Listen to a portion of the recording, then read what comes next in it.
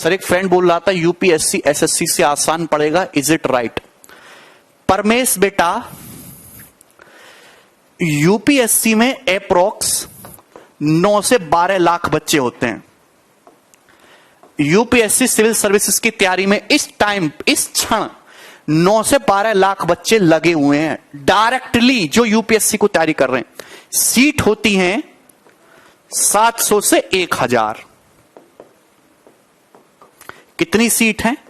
700 से 1000। ये मैं बात कर रहा हूं यूपीएससी की, बहुत रेपुटेटेड एग्जाम है। देखिए बात समझिएगा, अगर मैं एसएससी सीजीएल की बात करूं है भी, तो इस सिंगल टाइम में 25 से 35 लाख बच्चे डायरेक्ट एसएससी सीजीएल को टारगेट करके पढ़ाई कर रहे हैं। और अगर मैं इसमें सीट्स की बात करूं तो 7000 से 13000 तक इसमें सीट आती है, इससे ज्यादा आने का कोई मतलब नहीं है।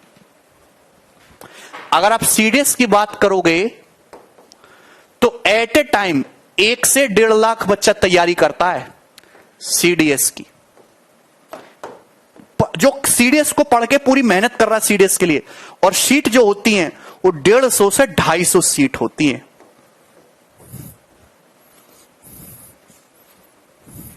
अगर आप कहोगे सर रेलवे बहुत है, बहुत अच्छा, तो रेलवे में इस टाइम अगर रेलवे की बात करूं तो 2 करोड़ से ज्यादा लोग रेलवे के एग्जाम की तैयारी करते हैं। 2 करोड़ से ज्यादा लोग। और सीट जो होती हैं, रेलवे की वैकेंसी हर साल नहीं आती, लेकिन सीट आएंगी तो 50,000 से 1 लाख तक के बीच आएंगी। 2 करोड़ नहीं, 2.5 करोड़ बोलना चाहिए मुझे। ये हाल है, ये कड़वी सच्चाई है। ये कौन कह रहा बेटा यूपीएससी आसान है? इस पे बाप बैठा हुआ है सब।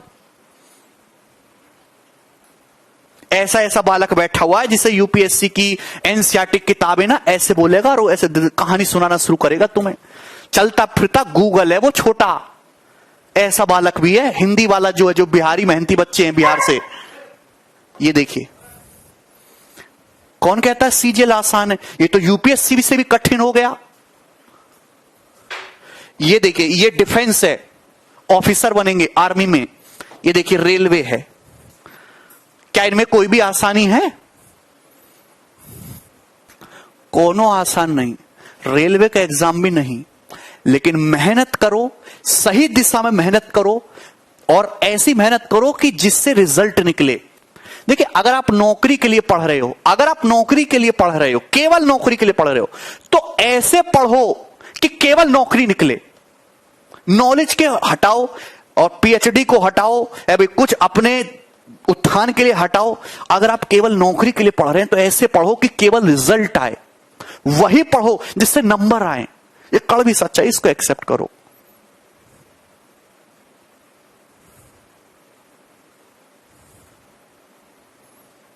केवल हार्ड वर्क से कुछ नहीं होता, स्मार्ट वर्क चाहिए। स्मार्ट वर्क जो हम लोग पढ़ाई कर रहे हैं, ये डायरेक्ट कभी किसी काम नहीं आता।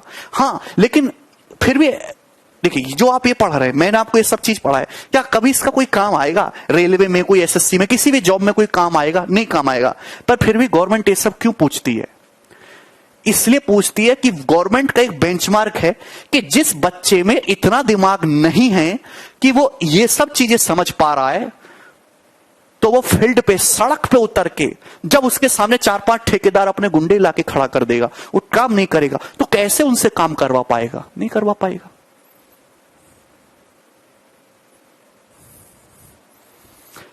हमारे देश में गवर्नमेंट जॉब तो निकलती हैं, पर प्रॉब्लम यहां पे एक पॉपुलेशन की भी आ जाती है। पॉपुलेशन एक अच्छी चीज है, किसी देश में आदमी ज्यादा है, लेकिन एक बहुत बड़ी पॉपुलेशन केवल गवर्नमेंट जॉब की तैयारी में लगी हुई है, ये गड़बड़ हो जाती है, और उस हिसाब से वैकेंसी नहीं है।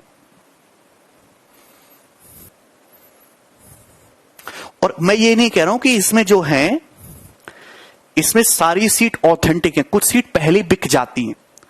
700 में से 100 सीट जो है रिजर्व रखी गई है यूपीएससी में, जिसमें बड़े एमपी या नेता के जो है बच्चे डायरेक्ट जाएंगे। इसमें आप जानते हो कि एसएससी के ऑफिस से डायरेक्ट बातचीत होती है।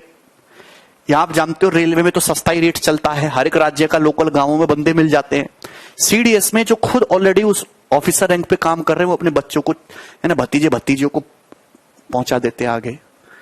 इसमें से आप 30% पोस्ट आप ऐसे समझ लो, बहुत ज्यादा नहीं कह रहा मैं, अब थोड़ा कम हुआ है क्योंकि सब डिजिटल है। 30% पोस्ट ऐसी होती है जो ऑलरेडी पहले से ही दी जा चुकी है।